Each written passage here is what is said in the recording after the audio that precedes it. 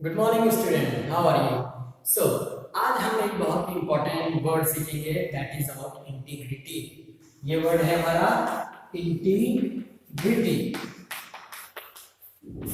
इसका मतलब क्या होता है? देखिए, कई बार हमारे टीचर्स या हमारे बड़े हमसे कुछ कहते हैं, ठीक है, और हम जब प्रेजेंट रहते हैं तब तो उसके अकॉर्डिंग काम करते हैं, लेकिन जैसे ही वो चले जाते हैं या हमें देख नहीं रहे होते हैं तो हम क्या करने लगते हैं जो हमको पसंद होता है। तो वो व्यक्ति इंटीग्रिटी नहीं रखता है। इंटीग्रिटी का मतलब है अगर आपको कोई नहीं भी देख रहा है तो आप अपने गुरुजनों के, अपने टीचर्स के, अपने पेरेंट्स के आदेशों का पालन करते हैं, वो कहलाता है integrity. So my dear friends, आपको हमेशा अपने कैरेक्टर में इंटीग्रिटी रखनी चाहिए। ये बहुत बड़ा गुण है, बहुत कम लोगों में पाया जाता है, ठीक है, कोशिश जरूर करिएगा। हमने बात की अपने केमिकल जो चैप्टर है केमिकल रिएक्शन इक्वेशन, उसमें बैलेंसिंग इक्वेशन की। आप बहुत सारे इसमें सवाल करिए, अगर फिर भी कोई डाउट आता है then you can contact to me, ठीक है। अब चलिए बैलेंसिंग इक्वेशन जैसे ही आपको आ गया, अब हम जो टाइप्स हैं उनकी बात करते हैं, ठीक है। तो पहला टाइप हम पढ़ चुके थे that is about combination. Combination में दो जो रिएक्टेंट होते हैं आपस में कंबाइन करते हैं, एक नया प्रोडक्ट फॉर्म करते हैं, ठीक है। तो बहुत सारे हमने क्या देखे इस तरह से कॉम्बिनेशन रिएक्शन देखी। आप और भी अपने मन से बहुत सारे कॉम्बिनेशन रिएक्शन देख सकते हैं, जैसे कि चलिए मैं यहाँ एक दो सिंपल, जैसे हाइड्रोजन है वो ऑक्सीजन से रिएक्ट करता है, क्या बनाएगा बेटा? हाइड्रोजन और ऑक्सीजन वाटर बनाएंगे, क्या बनाएंगे बेटा? वाटर। यहाँ पे ये वाटर फॉर्म करते हैं, इसको बैलेंस करना जरूरी है, आप बाद में भी बैलेंस कर सकते हैं, ठीक है। तो इसके बाद अगर मैं एक और एग्जांपल लूं, जैसे कि सोडियम कोई मेटल है, अगर मैं उसकी क्लोरीन से रिएक्शन करवा दूं तो देखो दोनों कंबाइन हो गए हैं और मुझे क्या मिलेंगे? 2NCl, sodium chloride. यस और नो? तो ये भी क्या है? कॉम्बिनेशन है। इसी तरह से चलिए एक और कॉम्बिनेशन आपको है, कार्बन है ऑक्सीजन से क्या करता है? रिएक्ट करता है, क्या बनाएगा? CO2। यस और नो? इसी तरह से हमने देखी थी लाइम की, CaO कैल्शियम ऑक्साइड H2 के साथ रिएक्ट करता है, क्या बनाता है बेटा? स्लेग्नाइन, जिसको क्या बोलते हैं? स्लेग्नाइन, CaOH का हॉल्टाइज। तो इस तरह से आपको बहुत सारी कॉम्बिनेशन रिएक्शन माइंड में होना चाहिए, क्लियर? तो अब हम जैसे कि एक रिएक्शन की अभी मैंने जो लिखी C+O2CO2, ये रिएक्शन लिखी। इस रिएक्शन में आप बेटा जान के आश्चर्य होंगे, बहुत ज्यादा हीट निकलती है। देखिए C यहाँ पे क्या है? कोल मान लीजिए, कोयला है।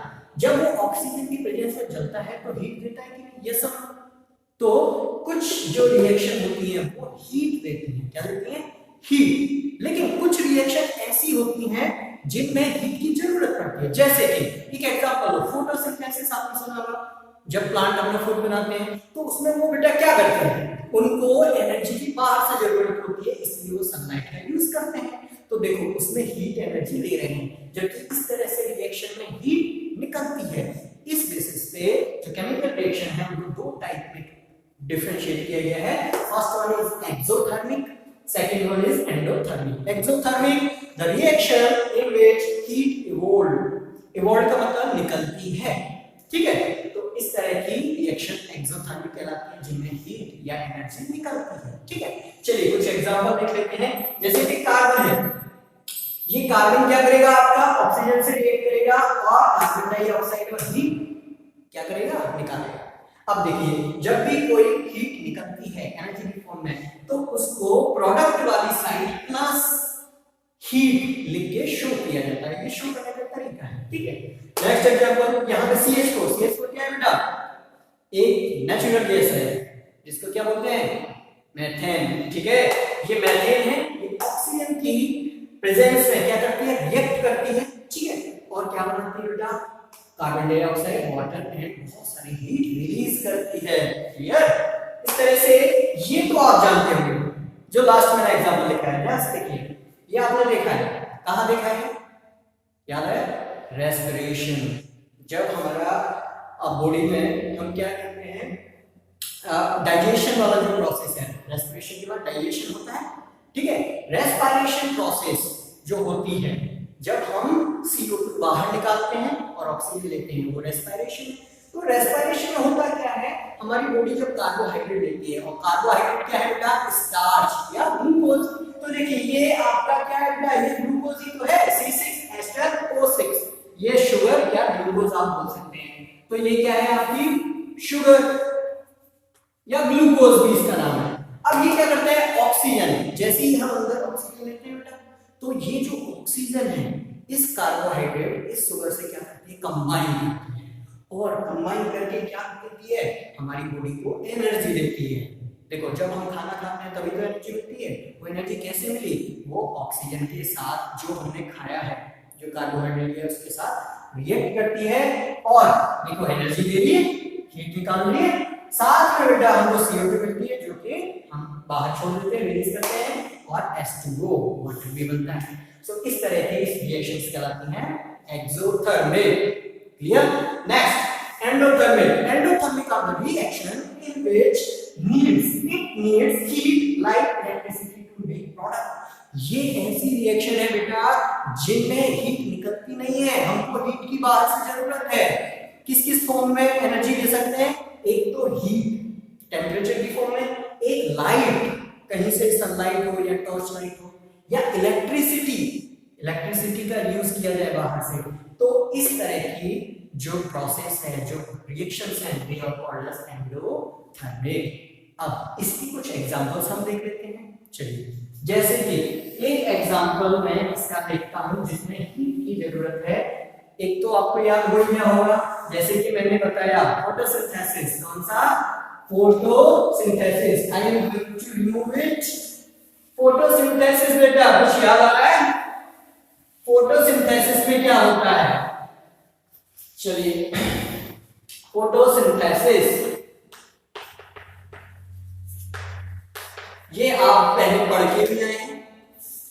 इसमें क्या होता है, जो कार्बन डाइऑक्साइड होती है CO2, वो किससे रिएक्ट करती है, वाटर से, जो कि वाटर होता है किसके पास, प्लांट के पास। यहाँ पे बेटा सनलाइट, जो सनलाइट होती है वो मदद करती है। एक और यूज होता है सब्सटेंस, वो क्या है, क्लोरोफिल। Very good, chlorophyll. याद आ रहा है क्लोरोफिल कुछ पिक्चर में? ओके, तो ये क्या बनाते हैं, C6H12O6, और इसमें हीट की जरूरत पड़ी।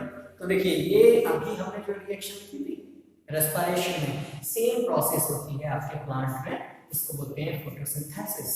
क्या बोलते हैं बेटा, फोटोसिंथेसिस। क्लियर है? इसी तरह से चलिए एक और एग्जांपल देख लेते हैं।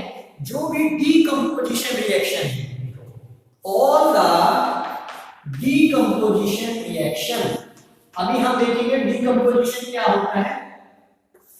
Decomposition reaction are endothermic.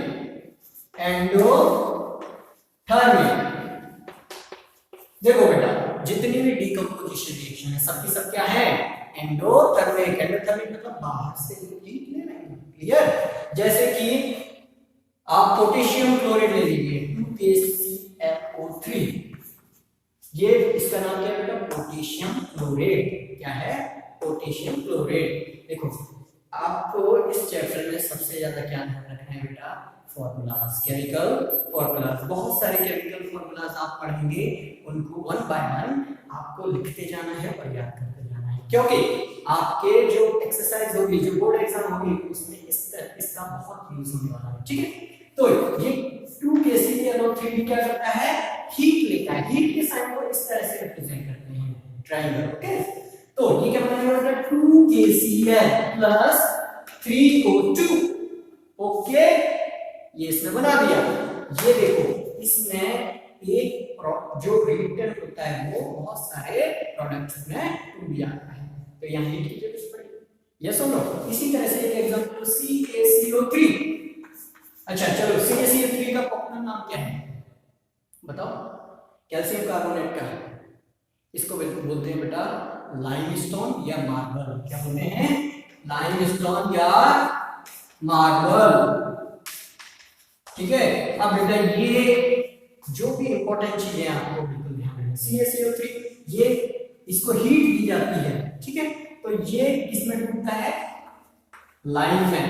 इसको कैल्शियम ऑक्साइड को क्या बोलते हैं, क्रिप्लाइन प्लस CO2 देता है भाई, ठीक है। तो ये देखो इसमें हीट की जरूरत पड़ी, सब क्या है, एंडोथर्मिक रिएक्शन। तो आई होप ये एंडोथर्मिक आपको क्लियर हो गया होगा, ठीक है। अब देखो बेटा आपको प्रैक्टिस करनी है कि जो भी आपको रिएक्शन देखने को मिले आप बाइफरकेट कीजिए कि ये एंडोथर्मिक है या एक्सोथर्मिक है अपने आप से, ठीक है, हैविंग सम इंटीग्रिटी, यस और नो। ओके, सो इसके बाद देखिए हम देखते हैं कि कुछ कंडीशंस होती हैं, कुछ बाहर से एक्सटर्नल एजेंट होते हैं, वो भी हमारी कई बार रिएक्शंस में क्या करते हैं, मदद करते हैं, जैसे कि कैटालिस्ट। कैटालिस्ट सुना है, इसको हिंदी में उत्प्रेरक बोलते हैं। ये क्या करता है, आपकी रिएक्शन के जो स्पीड है उसको क्या कर देता है, फास्ट कर देता है, या फिर स्लो भी कर सकता है, दोनों काम कर सकता है। सो कैटालिस्ट को जो एरो बनाते हैं हम उस पे ही लिखा जाता है, जैसे MnO2 मैंगनीज डाइऑक्साइड है, इसको इस तरह से रिप्रेजेंट कर देते हैं, समझ में कैटालिस्ट क्या होता है। इसी तरह से अगर प्रेशर है या टेम्परेचर है उसको भी यहाँ पे शो किया जाता है, उसको भी कहां, यहाँ पे शो करते हैं। इतना क्लियर बेटा। सो अब हम नेक्स्ट प्रोसेस की तरफ चलते हैं। हमारे नेक्स्ट जो रिएक्शन थी वो क्या थी बताइए, डीकंपोजिशन। क्या थी, डीकंपोजिशन। सेकंड क्या थी, डीकंपोजिशन, ओके। और बेटा हम बहुत सारे डीकंपोजिशन रिएक्शन पहले देख चुके हैं, CaCO3 का भी देखा, ठीक है, CaCO3 देखा, ये सब क्या है, डीकंपोजिशन। इसमें क्या होता है, ए भी कोई आपका रिएक्टेंट है, इनिशियल सब्सटेंस है, ये बेटा A प्लस B में बाइफरकेट होता है, टूट जाता है, क्लियर है। तो इस तरह की प्रोसेस, देखिए नाम से क्लियर, डीकंपोजिशन, क्लियर, ओके। तो इसके एग्जांपल्स भी हम बहुत सारे देख चुके हैं। अब इनको अलग अलग करके देखेंगे तो और मजा आएगा, ठीक है। जैसे कि इसको चलिए या मैं ऊपर लिख देता हूं थोड़ा सा, डीकंपोजिशन, ठीक, ओके। अब एक एग्जांपल लीजिए, जैसे कि FeSO4 जानते हैं, फेरस सल्फेट, FeSO4, ठीक है। ये क्या करता है, जब इसको हीट दी जाती है कुछ, तो ये बेटा आपका फेरिक ऑक्साइड में टूट जाता है, Fe2O3 plus SO2 plus SO3, इस तरह का रिएक्शन होता है। देखो FeSO4 इसको बोलते हैं फेरस सल्फेट, क्या बोलते हैं, फेरस सल्फेट, ठीक है। ये आपका इसका कैसा ब्लू कलर होता है बेटा, ये इंपॉर्टेंट है, इस तरह का होता है, सॉरी ग्रीन कलर का होता है, इस तरह का ग्रीन ग्रीन कलर का दिखता है। और ये बेटा आपका टूटता है फेरिक ऑक्साइड, इसको क्या बोलते हैं, फेरिक ऑक्साइड, ठीक है, फेरिक ऑक्साइड है। इसमें Fe की जो वैलेंसी होती है +3 होती है, याद रहेगा, ओके। फेरिक ऑक्साइड ये बेटा ब्राउन कलर का होता है, इस कलर का होता है ब्राउन, ठीक है। और SO2 sulphur dioxide gas, SO3, ठीक है, ये सब रिलीज होते हैं, इतना क्लियर है। तो ये देखो हीट इसमें क्या यूज हुई, यस। और इनके बेटा कलर भी आपको याद रखने हैं, ये ग्रीन कलर का होता है फेरस सल्फेट, और Fe2 फेरिक ऑक्साइड किसका होता है, ब्राउन कलर का, किस कलर का होता है बेटा, ब्राउन कलर का। इसी तरह से एक और एग्जांपल देख लेते हैं, जैसे कि मैंने एक एग्जांपल और दिया, PbNO3,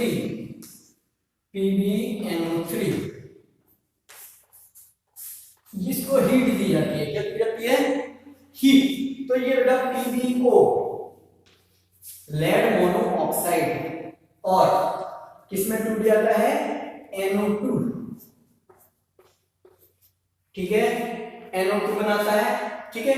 और देखिए आप इतना याद रखिए, 2PbNO3, 2PbO, इसको बैलेंस भी कर सकते हैं आप, NO3 ठीक है, PbO प्लस NO, ठीक है। अब इसके प्रोडक्ट आप याद रखिए, जो आपका लेड नाइट्रेट है, क्या है, लेड नाइट्रेट, वो क्या करेगा, ये आपका लेड नाइट्रेट है, इसको जब हम कुछ एनर्जी देते हैं तो ये किसमें, लेड मोनो ऑक्साइड, इसका नाम क्या है बेटा, lead mono oxide, mono oxide, ठीक है।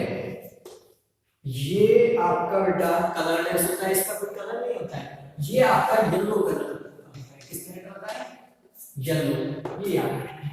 और ये NO2 की इसमें फ्यूम्स निकलती है, धुआं जैसा निकलता है, इनको ये ब्राउन कलर की होती है, किस कलर की, ब्राउन, तो इनको ब्राउन फ्यूम्स बोलते हैं, ठीक है।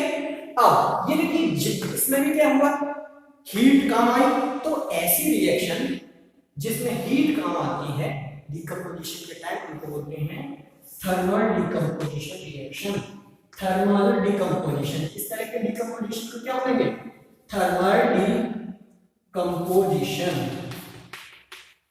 क्लियर है। सो आई होप इतना आपको समझ में आया होगा, ठीक है। अब इतना आपने समझ लिया, अब इसकी आपको प्रैक्टिस करनी है, ठीक है। बहुत सारे क्वेश्चन हैं, ठीक है। अब आप क्वेश्चन एक तो बुक में से ट्राई करिए, ठीक है, और कुछ एक्स्ट्रा क्वेश्चन मैं आपके साथ शेयर करूंगा। So till then, thank you very much, have a nice day.